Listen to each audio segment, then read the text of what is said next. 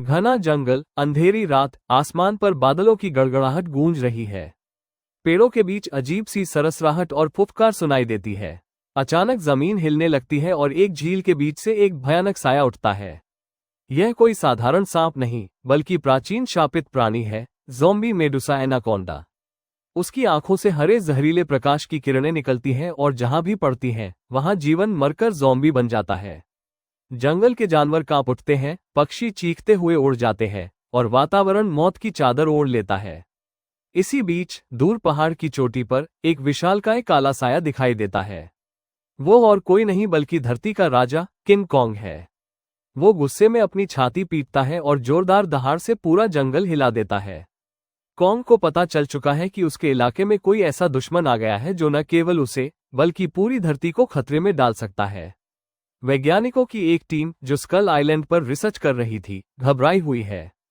उनमें से एक कहता है, ये सामान्य प्राणी नहीं है, ये प्राचीन शाप से जागा हुआ राक्षस है। अगर इसे नहीं रोका गया तो पूरी दुनिया तबाह हो जाएगी। सिर्फ किंग कॉन्ग ही इसे हरा सकता है। झील के पास अचानक पानी उबलने लगता है और मेडुसा एनाकोंडा पूरे आकार में बाहर निकलती है। उसका शरीर इतना बड़ा है कि पेड़ माचिस की तीलियों जैसा लगते हैं।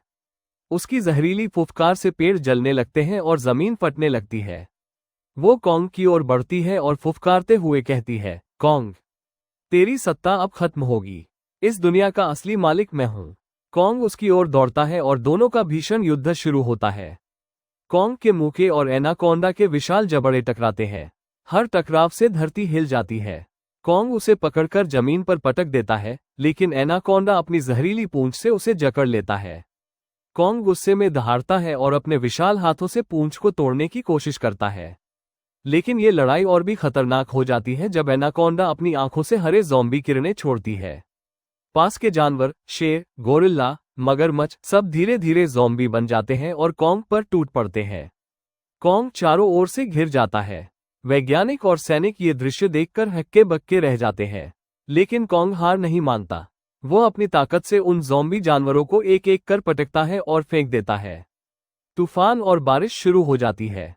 आसमान में बिजली चमक रही है। एनाकोंडा अपने विशाल जबड़े से कॉन्ग की गर्दन पकड़ लेता है और उसे कसकर दबाता है। कॉन्ग दर्द में दहाड़ता है, लेकिन अचानक एक चट्टान उठाकर पूरी ताकत से एनाकोंडा के सिर पर मारता है।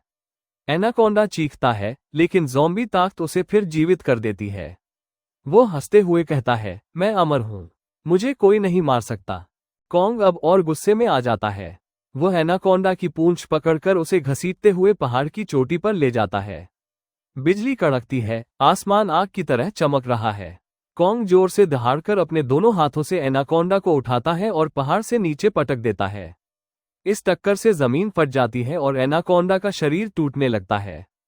तभी बिजली सीधा एनाकोंडा के सिर पर गिरती है और उसका पूरा शरीर राख में बदल जाता है। सुबह का सूरज उगता है। आसमान साफ हो जाता है। जंगल में शांति लौट आती है। वैज्ञानिक राहत की सांस लेते हैं। किंग कॉन्ग पहाड़ की चोटी पर खड़ा होकर विजयी दहाड़ लगाता है।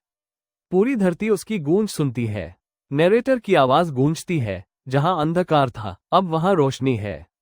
क्योंकि जब धरती को बचाने का सवाल आता है, तब सिर्फ एक ही राजा खड़ा रहता है, किंग कॉन्ग। स्क्रीन धीरे धीरे काली हो जाती है और बड़े अक्षरों में लिखा आता है, कमिंग सून किंग कॉन्ग 2025।